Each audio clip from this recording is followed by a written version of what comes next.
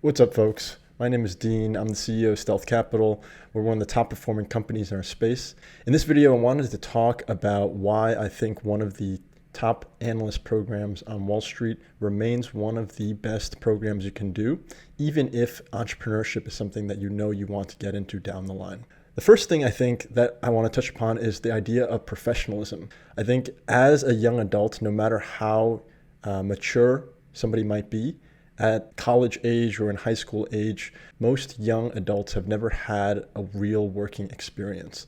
And to go from a childlike environment such as school into a professional work environment in a very competitive space like business requires a certain transition. That transition requires a lot of hard work, a lot of discipline, and that is not necessarily able to be experienced just on one's own.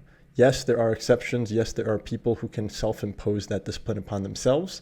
But until it is given to you in a structured and rigorous format where your job's viability is dependent upon it, it's very hard to ingrain those habits into a young adult.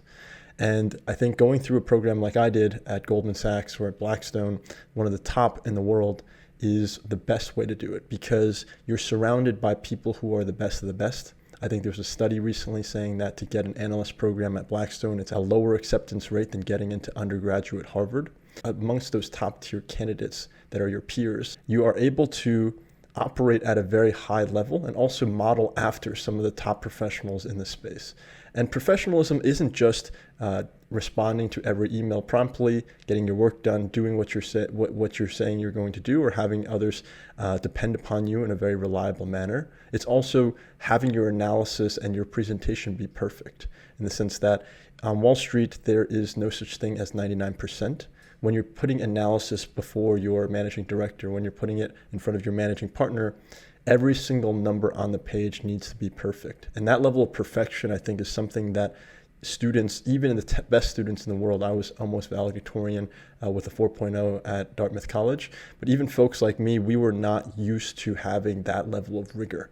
I remember I would get chewed out sometimes if there was a slight mistake, even a slight formatting error. The number could be correct, but if the format was off, it was something that was unacceptable. And I think that level of excellence, or at least that level of pursuit of excellence, is something that is really valuable in any walk of life. So now when I'm operating in the space that I operate in today, very few of my peers operate at that level of professionalism. And so we're hearing that across all of our partners, hearing that across all of our investors, our collaborators, in that they're recognizing the level of professionalism that is leaps and bounds above the local operator or the average operator in the space that we're currently in. To follow on this point of professionalism is this idea that how you present yourself really matters. And to be able to communicate in a professional manner, not just, the way you would communicate with peers over text, saying, hey, what's up, how's it going?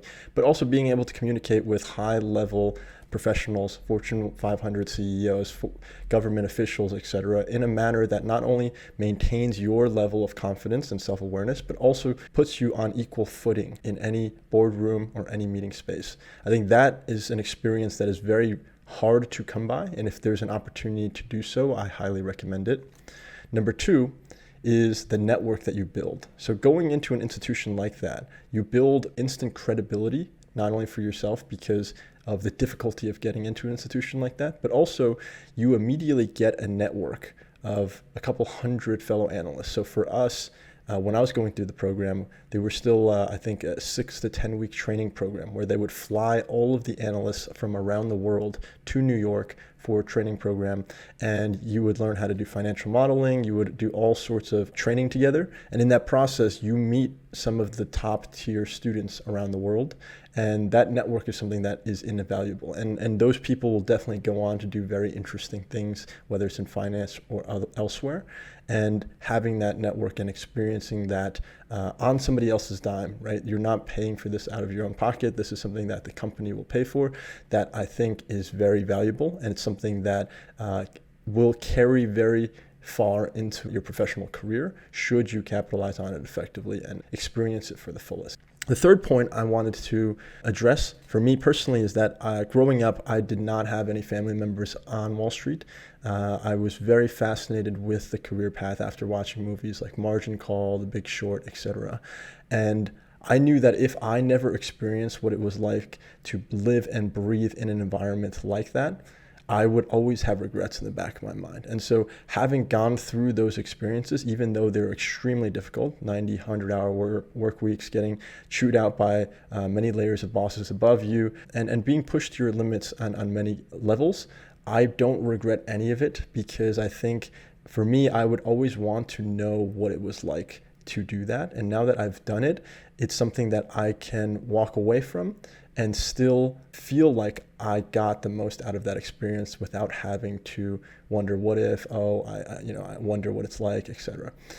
Also, when you're going through an experience like an analyst program at one of the top banks or top private equity firms, you will experience sides of life that are never available to the normal person.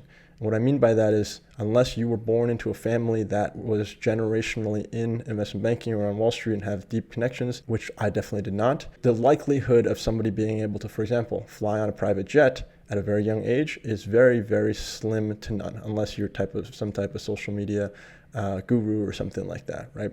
And so for me, those experiences, despite obviously the extreme sacrifices that I had to make in terms of my time, energy, and work that was put in, was something that I hold near and dear to my heart. And seeing the past generation of financial titans operate their business at the highest levels. For example, when I was at Blackstone, we would have the Monday morning investment committee meetings, and Steve Schwartzman, who's a multi-billionaire, John Gray, and those folks would have those meetings every single investment committee session. And to hear how they think about investments, how they think about their portfolio, is something that you can't learn in a classroom. And to see that up close and personal, I think is something that I will treasure for the rest of my career, and something I'm very grateful for. So all in all, even though a lot of young folks want to be very entrepreneurial, they want to build their own businesses, all of that is amazing, but discipline, professionalism, and this network is something that you have to build, whether you want to work for somebody else or you want to work for yourself. These are all pillars of professional success that are absolutely imperative. And I think, especially if you're not quite sure the specific entrepreneurial path you want to go down yet, doing one of these analyst training programs is still one of the best opportunities that one can do. And it's something that I think I hold near and dear to my heart, and many of the habits and work ethics that I developed during that time period in my life carry through to me today, and has led to a lot of the success that we've seen at Stealth Capital, especially this year, when a lot of our peers and competitors have been decimated, and we have actually done extremely well. So that's it from my end. If you enjoy content like this, feel free to follow us below. We're on a bunch of other social media channels as well. Feel free to drop a comment if there's any topics on any videos you would like to see me speak about in the future, and I'll see you on the next one.